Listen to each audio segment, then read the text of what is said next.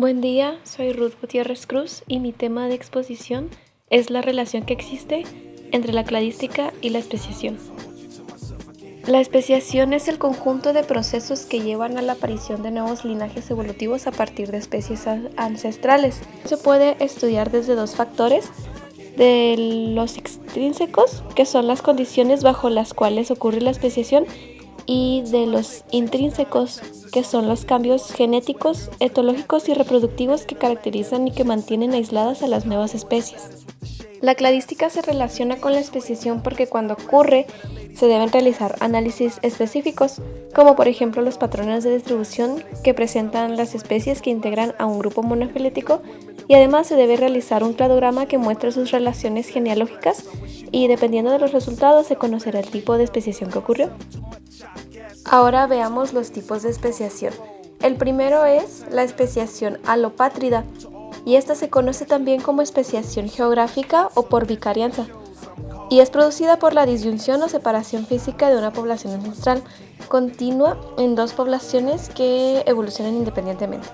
En la imagen se observa una población ancestral, que es ABC, que por aparición de una barrera física, como por ejemplo un río, se fragmenta en las subpoblaciones A y BC, y después aparece otra barrera y la subpoblación BC se divide en las subpoblaciones B y C.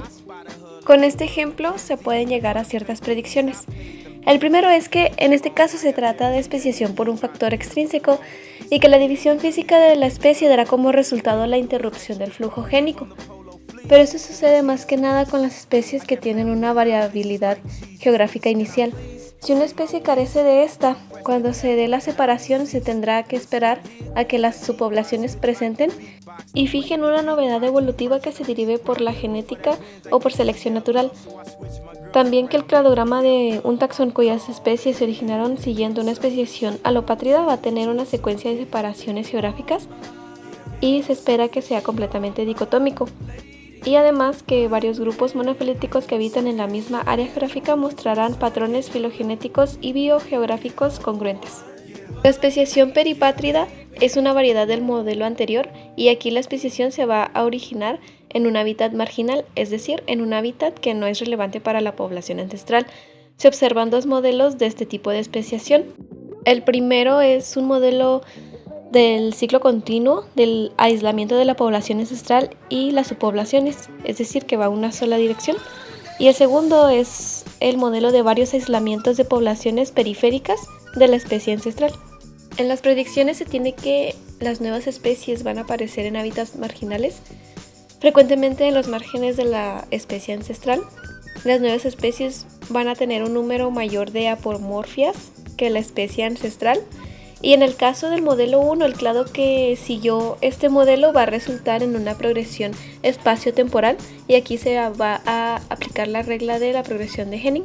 En el caso del modelo 2, su cladograma va a resultar en una politomía construida por las especies ancestrales y los descendientes, y se aplica la regla de desviación y de progresión de Henning. La especiación parapátrida se da cuando dos poblaciones cercanas de una especie ancestral se diferencian sin que exista una separación completa entre ellas, es decir, que no hay una barrera extrínseca que impida el flujo genético. Las poblaciones se pueden entrecruzar, pero la selección de genes hará que se produzca una nueva especie, ya que el apareamiento no se dará de modo aleatorio. Se predice que si existe competencia entre las dos poblaciones se establecerá una faja de simpatría estrecha para que no compitan y se eliminen entre sí, y además que el patrón filogenético que se observará va a ser semejante al de la especiación alopátrida, es decir, será dicotómico.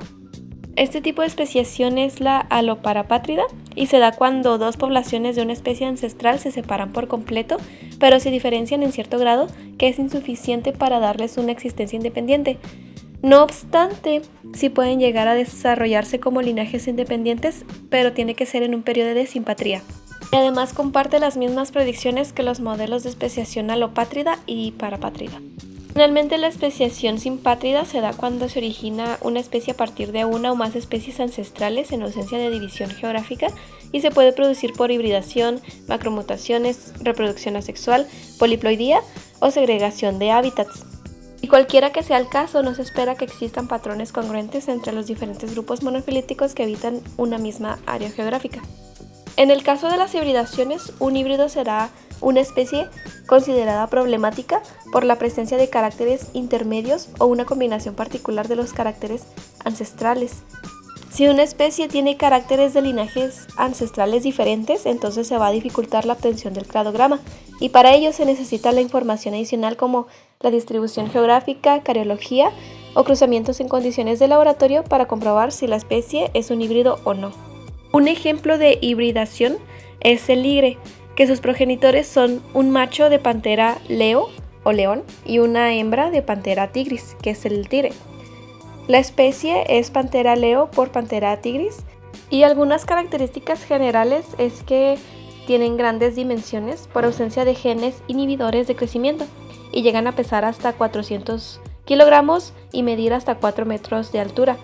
Los genes inhibidores de crecimiento se transmiten por hembras en los leones y por machos en los tigres, así que hay gigantismo por cruce entre no portadores de los genes. También presentan malformaciones por causa de sobrecrecimiento, y esto reduce la esperanza de vida, y además se expresa un fenotipo con rayas difuminadas en su pelaje, pero tienen un aspecto de león o leona gigante. Y esto sería todo por mi parte. Aquí están mis referencias. Muchas gracias.